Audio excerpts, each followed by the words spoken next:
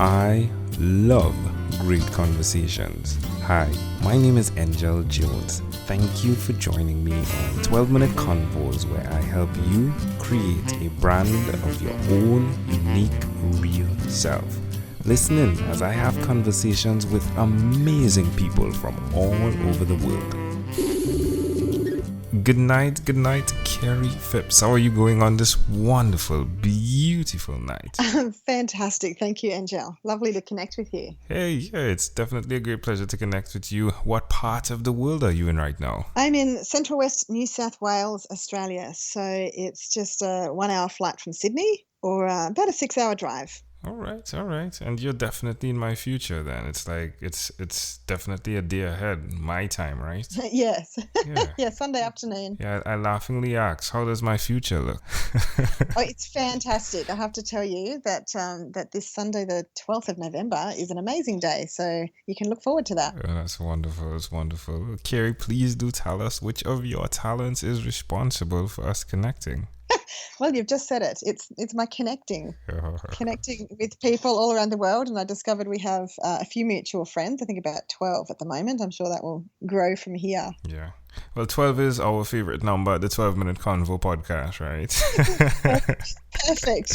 So, yeah, we're starting off very well. That's wonderful. Well, who did you learn this skill of connecting from? Well, I would say my parents and my grandparents. They've always been connectors, always very welcoming. And I didn't really take it on myself because I was quite shy and inhibited. But once I began a coaching business, then I realized that the best way to, find clients is just to go to events and meet people. And because I really just wanted authentic connections with people. When you're coaching, it's got to be real. It's got to be just a beautiful, authentic connection. So I found that through developing coaching skills, I found that just translated to the networking events. And then I'd be meeting people on trains and planes and then telling my friends and colleagues, I met this amazing person and then this happened and now I've connected them with these other people. And they would just shake their head and say, how do you just talk to people everywhere? But I just realized the joy of it. There's so many beautiful people in the world and we have an opportunity to make someone's day or to find something out if we are just looking for directions. But people are far more approachable than we often think they are if we're caught up in being shy or inhibited. I totally agree. Mm-hmm. Which brings us to the interesting name of your book, right? Do Talk to Strangers. Yes, indeed. It all adds up, doesn't it? Yes, yeah. And the subtitle is How to Connect with Anyone, Anywhere. Because as I was writing the book, one of my readers, and I'd been in his audience, he'd been in my audience, had drawn Do Talk to Strangers as a book cover, and he'd actually written don't, but crossed out the N' and circled the do. And he said, how attached to your book title are you? Because I just was thinking this. And I looked at it and I said, well, it kind of appeals to my rebellious streak to challenge that assumption that people have and that directive that they give each other, don't talk to strangers. And I thought, no, we need to encourage people to get out and connect, because otherwise the world becomes increasingly isolated. Friends move away. You can't say, well, I've got a good set of friends, because that doesn't last forever. People move on in one way or another. But it's also very small to be like that. We can be making a difference in people's world. And even just yesterday, my son and I went to the park for a Remembrance Day service, and an older lady sat with us. And then she said, I am so happy. I'm going home so happy now because you sat with me and you talked to me, and I came here very depressed, but now I'm going home so happy. And I thought it was so easy to just be welcoming and just have a little chat with her. And we can do that every day. But, in terms of business, people can't grow their business well if they're not going to be connecting authentically with people. Yeah, I totally agree. Definitely, my business has grown tremendously from the conversations and connections that I've had thus far. And I can definitely totally agree with what you are sharing here. There are the challenges, however. Why will you continue to repeat speaking with strangers? There are the times that you don't get the responses you expected, right? The off time, the one-off time. But nevertheless, why will you continue, Kerrie?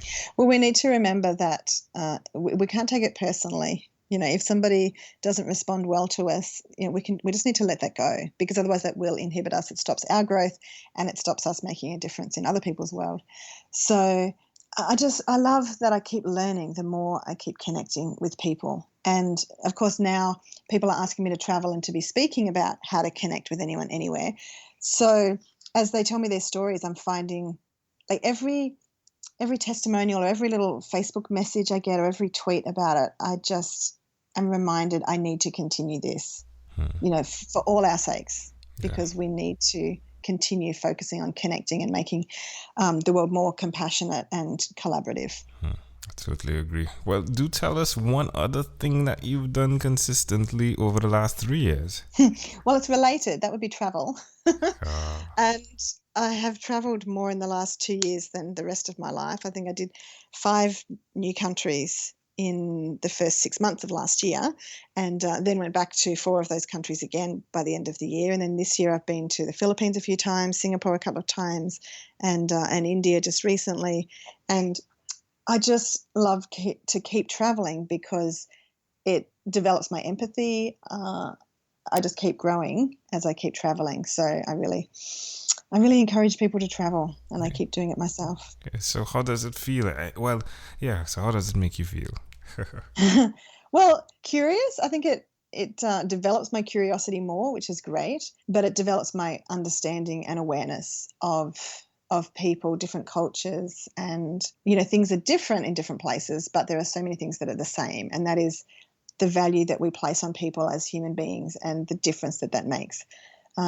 Just being present with somebody, just giving them our attention can really, lead to beautiful things, or it can just be a beautiful moment. And I'd love to see more of that in the world. Love it. Kerrie, where's the best place for someone to connect with you and everything you do? Well, I'm a Facebook fan. I am on LinkedIn and Twitter and Instagram. They're at Kerrie Phipps. And Facebook, I'm pretty easy to find, Kerrie Phipps, and you'll have the spelling in your podcast. But I love, and I did write about this in the book too, I love it when people send me a personal note, because if someone just sends a friend request, it doesn't mean anything. But when there's a personal note that comes with it saying, hi, I just wanted to connect because I heard you on 12-minute convos, then I'm like, oh, hey, thanks for connecting. We've got a reason to connect. So, yeah, and kerriephipps.com, that's where, I put blogs, and we've got a shop there with a few different books and audio products, and you can send messages through there as well. So wherever people are online, you can find me. Love it. Please connect with a note. Well, amazing audience, we are live with Kerrie Phipps again. She is the author of Do Talk to Strangers, How to Connect with Anyone, Anywhere. Well, Kerrie, let's switch gears for a moment now, and let me invite you into my time machine that is surrounded with beautiful, warm, blue Caribbean water. Kerrie, what is your earliest childhood memory? I think it's actually Santa Claus at the gate of my preschool. Oh, really? How old So do you I was think very you were? young, yes. Yeah, go ahead. You could go ahead. Well, I guess probably 4 or 5. All right. I don't really have many childhood memories because I had an accident at 6 and kind of lost everything else, but I seem to remember that one. Maybe because he had lollies or something. That's intriguing. Well, okay. So can I offer an interpretation to the thought picture you created in my mind? Sure. Yeah, Santa Claus definitely comes with a joy, doesn't he? 2 strangers, if you would. Well, I mean, it is thought that we're not strangers to Santa Claus, right? So it's like we expect the love, if you would. And he intriguingly comes with a love and bearing gifts, right? And you yourself have definitely presented yourself as the person that is bearing gifts, which is the value that you have. Interestingly enough, red seems to be your favorite color. You are wearing it in the cover of your book, right? And I mean, your book is painted with red over the entire front cover, coincidentally, right? But it's just intriguing how that connects. Oh, that's interesting. Thank you. You're welcome. It will fast forward to when you were 12. So one last thing. In the front cover, it seems as though you have cookies and coffee or cookies and tea in your hand. What is that in your hand? There's a teacup, is it? Oh, yeah, just a teacup. One reason for that is that I felt too formal standing there having the photos taken, and so I picked up a cup and I said, how about this? Because when we're talking to people, we might have something in our hands. If you're at a networking function, you might be having a cup of tea, or it just felt more conversational and relaxed. It just felt more like me than just standing there formally looking like a television news presenter. Yeah, makes sense. I just thought about how Santa Claus does love to have his milk and cookies, but if we fast forward to when you were 12 years old, what was your favorite song? There's a song called, I don't know what it's called, but the line in the chorus is, every time you go away, you take a piece of me with you.